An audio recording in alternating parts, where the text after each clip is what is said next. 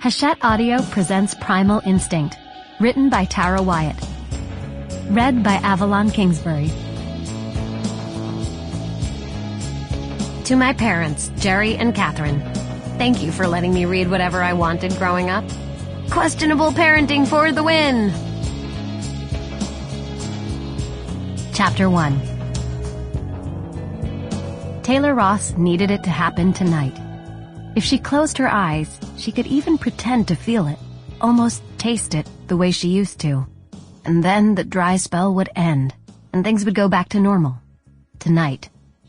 What she needed shimmered around her, in front of her, and if she reached out her fingers, if she touched the gauzy inspiration floating in the air, she might finally be able to write music again.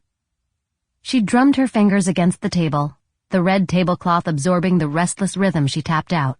She blew out a breath and reached for her Jack and Coke, staring at the blinking light on her phone that lay on the table in front of her.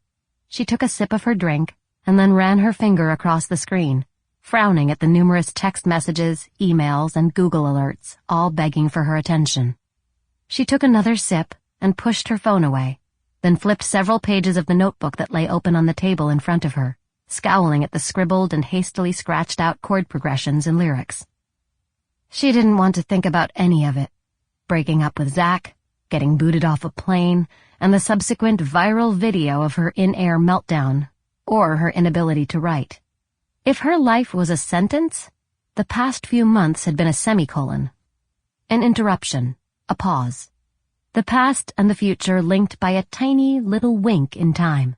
She was tired of standing still, so for tonight, all she wanted was to catch a buzz so that she could numb the pain, the doubt, and the loneliness that were always simmering just below the surface. She rested her chin in her hand as she scanned the dim interior of the Rainbow, a favorite LA hangout for rockers, groupies, some locals, and the occasional tourist. Red vinyl booths lined the walls, which were covered with rock paraphernalia. Autographed pictures, gold records, and vinyl albums, all encased in glass and staring down at her.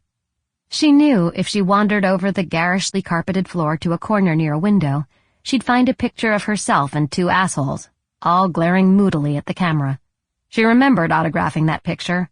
Hell, she remembered posing for that picture, full of the kind of cocky swagger only a 22-year-old with a hit record can pull off. How had 10 years gone by so damn fast? She glared up at the plants lining the ceiling, a row of lights shining from underneath them. Frustration rolled through her as her eyes landed once again on her phone. Sample complete. Ready to continue?